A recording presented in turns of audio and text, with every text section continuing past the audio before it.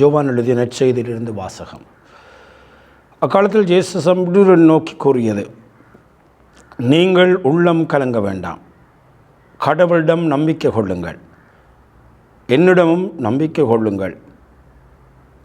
என் தந்தை வாழும் இல்லத்தில் உறைவிடங்கள் பல உள்ளன. அப்படி இல்லையெனில் உங்களுக்கு இடம் ஏற்பாடு செய்ய போகிறேன் என்று சொல்லியிருப்பேனா? நான் போய் உங்களுக்கு இடம் ஏற்பாடு செய்தபின் திரும்பி வந்து உங்களை என்னிடம் அழைத்துக் கொள்வேன். அப்பொழுது நான் இருக்கும் இடத்திலேயே நீங்களும் இருப்பீர்கள். நான் போகும் இடத்திற்கு வழி உங்களுக்கு தெரியும் என்றார். தோமா அவரிடம், ஆண்டவரே, நீர் எங்கே போகிறீர் என்று எங்களுக்கு தெரியாது. அப்படி இருக்க நீர் போகும் இடத்திற்கான வழியை நாங்கள் எப்படி தெரிந்து கொள்ள இயலும் என்று கேட்டார். இயேசு அவரிடம், வழியும் உண்மையும் வாழ்வும் நானே. என் வழியாயன்றி எவரும் தந்தையிடம் வருவதில்லை. நீங்கள் என்னை அறிந்திருந்ததால் என் தந்தையையும் அறிந்திருப்பீர்கள். இது முதல் நீங்கள் தந்தையை அறிந்திருக்கிறீர்கள், அவரை கண்டும் இருக்கிறீர்கள் என்றார். அப்பொழுது பிலிப்பு அவரிடம், ஆண்டவரே, எங்கள் தந்தை எங்களுக்கு காட்டும் அதுவே போதும் என்றார். இயேசு அவரிடம் கூறியது, பிலிப்பே, இவ்வளவு காலம் நான் உங்களோடு இருந்தும் நீ என்னை அறிந்து கொள்ளவில்லையா? என்னை காண்பது தந்தையை காண்பது ஆகும். அப்படி இருக்க தந்தையை எங்களுக்கு காட்டும் என்று நீ எப்படி கேட்கலாம்? நான் தந்தையுள்ளும் தந்தை என்னுள்ளும் இருப்பதை நீ நம்புவதில்லையா? நான் உங்களுக்கு கூறியவற்றை நானாக கூறவில்லை, என்னுள் இருந்து கொண்டு செயலாற்றுபவர் தந்தையே. நான் தந்தையில் இருக்கிறேன், தந்தை என்னுள் இருக்கிறார். நான் சொல்வதை நம்புங்கள். என் வார்த்தையின் பொருட்டு நம்பாவிட்டால் என் செயல்களின் பொருட்டாவது நம்புங்கள். நான் செய்யும் செயல்களை என்னிடம் நம்பிக்கை கொள்பவரும் செய்வார், ஏன் அவற்றை விட பெரியனவற்றையும் செய்வார். ஏனெனில் நான் தந்தையிடம் போகிறேன் என்று உறுதியாக உங்களுக்கு சொல்லுகிறேன். இது வாழ்வு தருகின்ற கிறிஸ்து இயேசுவின் நற்செய்தி. கிறிஸ்துவே உமக்கு புகழ். நீங்கள் உள்ளம் கலங்க வேண்டாம், கடவுளிடம் நம்பிக்கை கொள்ளுங்கள், என்னிடமும் நம்பிக்கை கொள்ளுங்கள். ஆண்டவன் இயேசுவில் அன்பார்ந்தவர்களே, இன்று பாஸ்கா காலத்தினுடைய 5வது ஞாயிற்றுக்கிழமையிலே ஆண்டவருக்கு நாங்கள் நன்றி பலி ஒப்புக் கொடுக்கிறோம். கடந்த 4 வாரங்களாக இந்த உயிர்த்தெழுதல் பற்றி, உயிர்த்த இயேசு பற்றி நாங்கள் ஆழமாக சிந்தித்து வந்தோம். அடுத்து வருகிற 2 வாரங்களும் ஆண்டவருடைய விண்ணேற்புக்கு எங்களை ஆயத்தப்படுத்துகின்றன. இந்த விண்ணேற்பு அதற்கு எங்கள் ஒவ்வொருவரையும் ஆயத்தப்படுத்துகிற 2 ஞாயிற்றுக்கிழமையாக இருக்கிறபடியால் இந்த வாசகங்கள் அதற்கேற்ற முறையில் எங்களை ஆயத்தப்படுத்துகின்றன. சிறப்பாக இன்றைக்கு நாங்கள் கேட்ட நற்செய்தி பகுதி ஒரு பிரியாவிடை உரியாக இருக்கிறது. ஃபேவல் டிஸ்கோர்ஸ் 14வது அதிகாரத்திலே இந்த ஃபேவல் டிஸ்கோர்ஸ் இடம்பெறுகிறதை நாங்கள் பார்க்கிறோம். அதாவது இன்றைய இந்த நற்செய்தியினுடைய பின்னணி, இயேசு தன்னுடைய சீடர்களுடைய பாதங்களை கழுவி அந்த கல்வாரியை நோக்கி போகின்ற ஒரு பயணம். அது ஒரு பிரியாவிடை பயணம். இயேசு பாதங்களை கழுவினார். அங்கே பேதுரு மறுதலிக்கப் போகிறார், யூதாஸ் காட்டி கொடுக்க போகிறார், இயேசு தன்னுடைய சீடர்களை விட்டு பிரிய போகிறார். இந்த ஒரு சோகமான கட்டத்திலே தான் ஆண்டவர் தன்னுடைய சீடர்களை பார்த்து சொல்லுகிறார், உள்ளம் கலங்க வேண்டாம், கடவுளிடம் நம்பிக்கை கொள்ளுங்கள். இப்போ நான் இந்த உலகத்தை விட்டு போகிறேன். வரப்போகின்ற விடயங்கள் மிகவும் கடினமானதாக இருக்க போகின்றன, வேதனை மிக்கதாக இருக்க போகிறோம். ஆனால் நீங்கள் உள்ளம் கலங்க வேண்டாம். ஏன் கலங்க வேண்டாம்? கலங்காமல் நீங்கள் செய்ய வேண்டியது என்னவென்றால், கடவுளிடம் நம்பிக்கை கொள்ளுங்கள், என்னிடம் நம்பிக்கை கொள்ளுங்கள். ஆகவே இந்த கடினமான வேளையிலே, இந்த துன்பங்கள் வேதனைகள் எல்லாம் வரப்போகின்ற இந்த வேளையிலே, நான் உங்களை விட்டு பிரிய போகின்ற இந்த வேளையிலே நீங்கள் செய்ய வேண்டியது ஒன்று தான், கலங்கி ஒரு பிரயோசனமும் இல்லை. என்னிடம் நம்பிக்கை கொள்ளுங்கள், என்னுடைய தந்தையிடமும் நம்பிக்கை கொள்ளுங்கள். ஏனென்றால் ஒரு காரணத்தை சொல்லுகின்றார். என் தந்தை வாடும் இடத்தில் உறைவிடங்கள் பல உள்ளன, அப்படி இல்லையெனில் உங்களுக்கு இடம் ஏற்பாடு செய்ய போகிறேன் என்று சொல்லி இருப்பேனா? நான் அங்கு போனபின் உங்களுக்கு இடம் ஏற்பாடு செய்தபின் திரும்பி வந்து உங்களை அழைத்து கொள்வேன், அப்பொழுது நான் இருக்கும் இடத்திலேயே நீங்களும் இருப்பீர்கள் என்று சொல்லுகின்றார். இந்த வார்த்தைகளை நாங்கள் ஆழமாக சிந்திக்க வேண்டும். இந்த உறைவிடங்கள், இந்த தந்தை வாடும் இடத்தில் பல உறைவிடங்கள் இல்லைன. நான் அங்கே போகிறேன், உங்களுக்கு இடம் ஏற்பாடு செய்ய போகிறேன், போனபின் உங்களை வந்து கூட்டி செல்வேன், அப்பொழுது நான் இருக்கும் இடத்தில் நீங்கள் இருப்பீர்கள். இந்த வார்த்தைகள் மிக மிக அழகானவை. இதை நாங்கள் ஆழமாக சிந்தித்து கொள்ள வேண்டும். இங்கு இயேசு பாவிக்கின்ற உறைவிடங்கள், அந்த சொல்லை சற்று ஆழமாக இன்று நான் சிந்திக்க விரும்புகின்றேன். இந்த உறைவிடங்கள் என்று சொல்லுகிற பொழுது ஒரு பெரும் மாளிகைகள் அல்ல, இருப்பிடங்கள் அல்ல. இந்த சொல்லிற்கு யோவான் நற்செய்தியிலே பாவிக்கப்படுகின்ற கிரேக்க வார்த்தை மொனை என்று சொல்லப்படுகிறது. மொனை என்று சொன்னால் உறைவிடங்கள், தங்குமிடங்கள், இணைந்திருக்கும் இடங்கள். இதை சற்று ஆழமாக நாங்கள் சிந்திக்க வேண்டும். நாங்கள் வலிமையாக இருக்கின்ற வீடுகள், உறைவிடங்கள் போன்ற உறைவிடத்தை இயேசு குறிப்பிடவில்லை. அவர் சொல்லுகிறார், என்னுடைய தங்கையின் இடங்கள் உறைவிடங்கள், தங்குமிடங்கள், இணைந்திருக்கும் இடங்கள். ஆகவே இந்த மொனை என்ற சொல்லிற்கு வருகின்ற வேர்ச்சொல் என்னவென்றால் மெனோ என்று சொல்லப்படுகிறது. இதற்கு அர்த்தம் என்னவென்றால் தங்குதல், இருத்தல், நிலைத்திருத்தல், உறவில் நிலைத்திருத்தல். ஆகவே யோவான் நற்செய்தி அவர் அடிக்கடி பாவிக்கின்ற வார்த்தைகள் அபாய்ட் இன் மீ, என்னிலே நிலைத்திருங்கள். ஆகவேதான் இந்த உறைவிடங்கள் என்று சொல்லுகின்ற அந்த சொற்கள் எதை குறிக்கிறது என்றால் அவரோடு இணைந்திருக்கின்ற ஒரு நிலையை குறிக்கிறது. ஆகவே இந்த தந்தையின் உறைவிடத்தை நான் போய் ஆயத்தப்படுத்திய பிற்பாடு நானும் திரும்பி வந்து உங்களை கூட்டி செல்வேன், அப்பொழுது நான் இருக்கும் இடத்தில் நீங்கள் இருப்பீர்கள் என்றால் ஒரு ஆழமான நிலைத்திருக்கிற தன்மை, இயேசுவோடு ஒன்றித்திருக்கிற தன்மை. நாங்கள் கடவுள் எங்களுக்குள்ளே வந்து தங்கி இருக்கிற கட்டம், நாங்கள் கடவுளுக்குள்ளே இருக்கிறோம், அதாவது நாங்கள் உங்களுள் வந்து குடிகொள்வோம் என்று அந்த நற்செய்தி சொல்வது போல இந்த உறைவிடங்கள் என்று சொல்லுகிற பொழுது அது ஆண்டவரில் நிலைத்திருக்கின்ற ஒரு நிலைப்பாட்டு.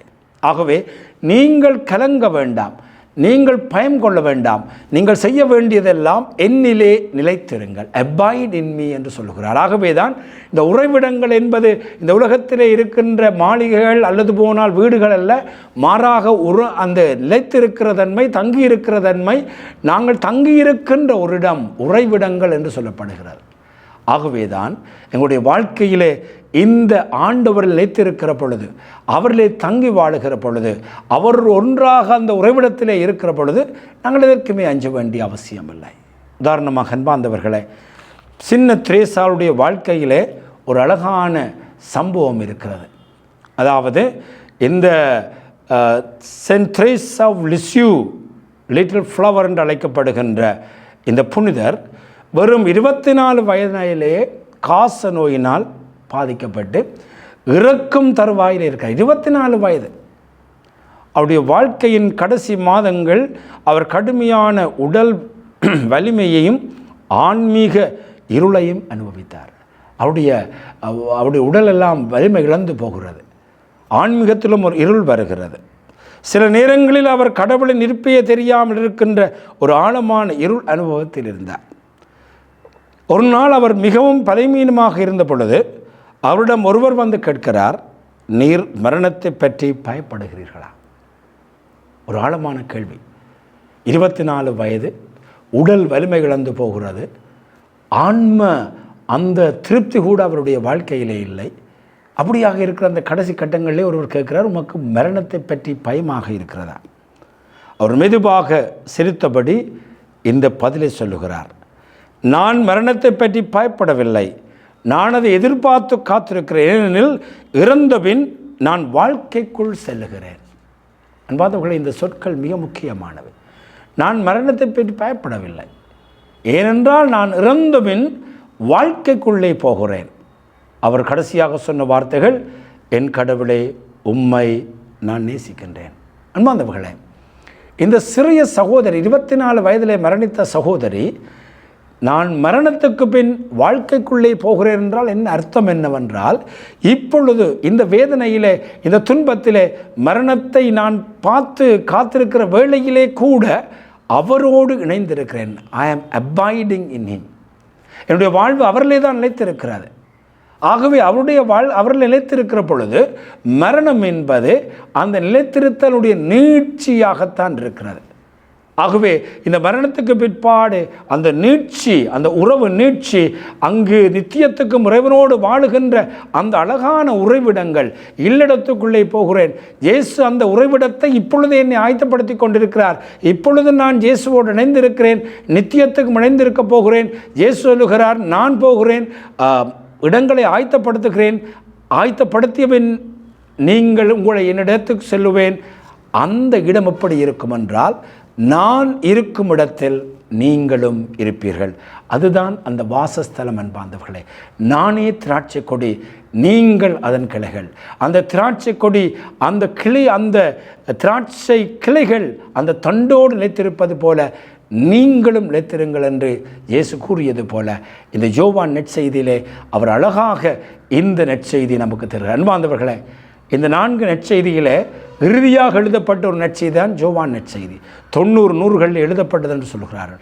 அந்த வேளையிலே திருச்சபை மிக பெரும் அவலங்களை சந்தித்த ஒரு காலம். அதாவது வேத கலாபனைகளாக இருக்கலாம், கிறிஸ்தவர்கள் துன்பப்படுத்தப்பட்ட காலங்களாக இருக்கலாம். ஆகவே அந்த மக்களுக்கு ஆறுதல் கொடுக்கின்ற ஒரு வழியாகத்தான் இந்த வசனங்களை யோவான் கொடுக்கிறார். உள்ளம் கலங்க வேண்டாம், மறல வேண்டாம், பயப்பட வேண்டாம், நீங்கள் என்னிலே நிலைத்திருங்கள். இந்த உலகத்திலே நீங்கள் வேறு இடங்களில் நிலைத்திருக்கிற பொழுது, உங்களுடைய பணம், உங்களுடைய பலம் அல்லது உங்களுடைய கல்வி, உங்களுடைய எல்லாவற்றிலும் நிலைத்திருக்கிற பொழுது, வாழ்க்கையிலே மரணம் வருகின்ற பொழுது கலக்கமாக இருக்கும். இந்த உலகத்தை விட்டு போவது கடினமாக இருக்கும். இந்த உலகத்தை விட்டு நாங்கள் செல்வது மனப்பயமாக இருக்கும், மரணப்பயமாக இருக்கும். ஆனால் இந்த 24 வயதுள்ள இந்த சகோதரி மிக அழகாக சொல்லுகிறார், நான் மரணித்த பின் வாழ்க்கைக்குள்ளே போகிறேன். அந்த வாழ்க்கைக்குள்ளே போகிறேன் என்கின்ற அந்த சொற்கள் மிகவும் ஆழமான எங்களுடைய வாழ்க்கையிலே அர்த்தங்களை கொடுக்கிறார். 2ஆம் ஜான் பால் கூட அவர் மரணிக்கிற பொழுது அவர் இறுதியாக புன்னகைத்து சந்தோஷமாக சொன்ன வார்த்தைகள், நான் தந்தையினுடைய இல்லத்துக்கு போகிறேன். இந்த வார்த்தைகள் எங்கிருந்து அவருக்கு வந்தது? எப்படி அவர் சொல்லுகிறார் நான் தந்தையினுடைய இல்லத்துக்கு போகிறேன் என்றால், அவர் இந்த யோவான் நற்செய்தியை மீண்டும் மீண்டும் வாசித்திருக்கிறார். நான் போகிறேன், உங்களுக்கு ஒரு இடம் ஏற்பாடு செய்ய போகிறேன். தந்தையினுடைய இல்லத்தில் அந்த உறைவிடங்கள் பல உள்ளன. உறைவிடம் என்று ஒன்றை குறிப்பிடவில்லை. புனித அகஸ்தியன் சொல்லுகிறார், இந்த உறைவிடங்கள் என்று சொல்லுகிற பொழுது அவர் சொல்லுகிறார், தந்தையினுடைய இதயத்திலே இருக்கின்ற அந்த ஆழமான அன்பு, அந்த இதயத்திலே எல்லோருக்கும் இடம் உண்டு. அதாவது இந்த உலகத்திலே இருக்கின்ற எல்லோருக்கும் இடம் உண்டு. அது வித்தியாசமான நிலைகளிலே அந்த அன்பை அனுபவிக்கிறது. அந்த நிலைகளிலே எல்லோருக்கும் அந்த ஆண்டவருடைய அந்த உறைவிடத்திலே இடம் இருக்கிறது என்று புனித அகஸ்தியனார் சொல்லுகின்றார். ஆகவே நண்பாந்தவர்களே, இன்றைக்கு நாங்கள் இந்த உறைவிடங்களை பற்றி சிந்திக்க வேண்டும். நாங்கள் அதிகமாக இந்த உலகத்திலே இந்த உலகத்தினுடைய உறைவிடங்களை பற்றி தான் நாங்கள் சிந்திக்கிறோம். எனக்கு ஒரு வீடு இருந்தால், எனக்கு ஒரு வாசல் இருந்தால், என்னுடைய வாழ்க்கையில் எல்லாம் இருந்தால், இந்த உலகத்திலே நான் பெரிய மாளிகைகளை கட்டி எல்லாவற்றையும் கொண்டு வாழுகிற பொழுது இந்த உலகத்திலே எனக்கு ஒரு விதமான அச்சமும் இல்லை. நெஞ்சே நீ பல்லாண்டு காலம் வாழ வேண்டிய எல்லாம் உனக்கு இருக்கிறது, உண்டு குடித்து மகிழ் என்று நாங்கள் இந்த உலகத்தை பற்றி சிந்திக் கொண்டிருக்கிற பொழுதுதான் ஆண்டவர் சொல்லுகிறார், அறிவிலேயே இன்றிரவே உன்னுடைய உயிரை நான் எடுக்கப் போகிறேன்.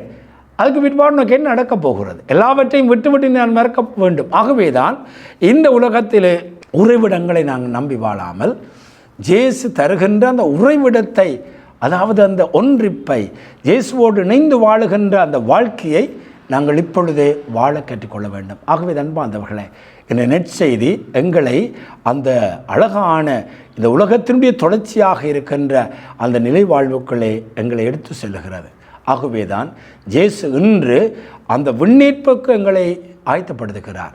இன்னொரு அழகான வாழ்வுக்கு எங்களை ஆயத்தப்படுத்துகிறார். அந்த வாழ்வு மரணத்துக்கு பின் வருகின்ற வாழ்வு அல்ல, இப்பொழுதே அந்த ஆழமாக இயேசுவோடு இணைந்த ஒரு வாழ்வாக இருக்க வேண்டும். ஆகவே தான் ஒவ்வொரு திருப்பலியும் இந்த உறைவிடங்களுக்குள்ளே எங்களை கொண்டு செல்லுகின்றன. ஒவ்வொரு செவ அனுபவம் இந்த உறைவிடத்துக்களே கொண்டு செல்லுகின்றன. ஒவ்வொரு முறையும் வாசிக்கின்ற விவிலிய வாசிப்புகள் இந்த உறைவிடத்துக்களே கொண்டு செல்லுகின்றன.